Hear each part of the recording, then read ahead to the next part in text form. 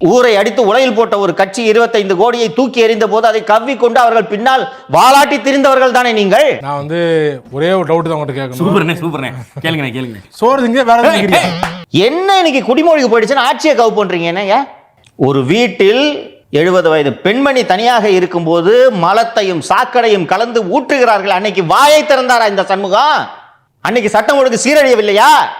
இதை நடத்தி காட்டிய அருணை கண்டித்தாரா? இன்னைக்கு பாயறாரு சாய்குமார் மேல. நீ கேட்ட ஒவ்வொரு கேள்வி என்ன செருப்பால் அடிச்ச மாதிரி இருக்குடா. மாதிரி இல்ல, உண்மையிலே செருப்பால தான் அடிச்சது. அந்த அதிகாரி மீது நடவடிக்கை எடுங்கன்னு சொல்லிட்டு ஒரு பிரஸ் மீட்ல பேசினாரா சார் அவரு? கண்டனம் கூட தெரிவிக்கல. மனசாட்சியை விற்ற அயோக்கியர்கள் போல் நடந்து கொள்கிறார்கள். என்ன குடிமொழி போயிடுச்சுன்னு எனக்கு ஆட்சியை கவுக்குறீங்க. நான் இங்க பாரு 2 பிஸ்கட் போட்டேன், அவ்வளவு நன்றியோட இருக்கு. மனுஷங்க அப்படி இருக்கீங்களா? ஏன்டா அப்படி இருக்கீங்க?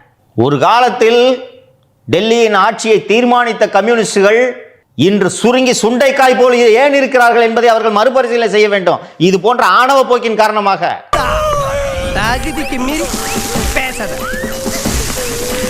உண்மையிலேயே கம்யூனிஸ்டுகளும் சண்முகமும் மனசாட்சி உள்ளவர்களாக இருந்தால் இந்த 3 மாதங்களில் ஊழலை ஒழிப்பதற்கு இத்தனை நடவடிக்கைகளை எடுத்த இந்த ஆட்சியை பல்லக்கில் தூக்கி சுமக்க வேண்டும்.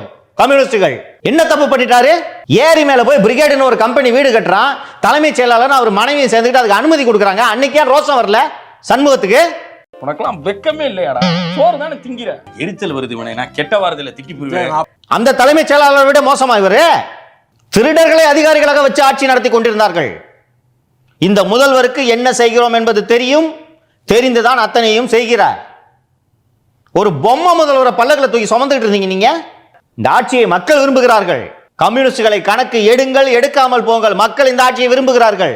நீங்க 4 பேர் மூளையில இருந்துகிட்டு உங்களை கணக்கு எடுக்கிறாங்கன்றதுக்காக இந்த ஆட்சியை கவிழ்க்கலாம் என்று நீங்கள் நினைத்தால் ஓட ஓட விரட்டப்படுவீர்கள். புரியுது. புரிஞ்சுக்க, தெரிஞ்சுக்க, கரெக்டா இருந்துக்க. கரெக்டா இருந்தா புரட்டா. தமிழ்நாட்டை போலன்னா இந்த எம்பி கூட இருக்க மாட்டாங்க. கேரளாவை விட்டால் எங்கேயும் அவங்களுக்கு பிரசன்ஸே கிடையாது. இதர கட்சிகளின் தோளில் சவாரி செய்து கொண்டிருக்கிறார்கள். தொங்கு சதையாக இப்போது இருக்கிறார்கள். அடுத்த தேர்தலுக்குள் உதிர்ந்து விடுவார்கள். இதுதான் அவங்க நிலைமை.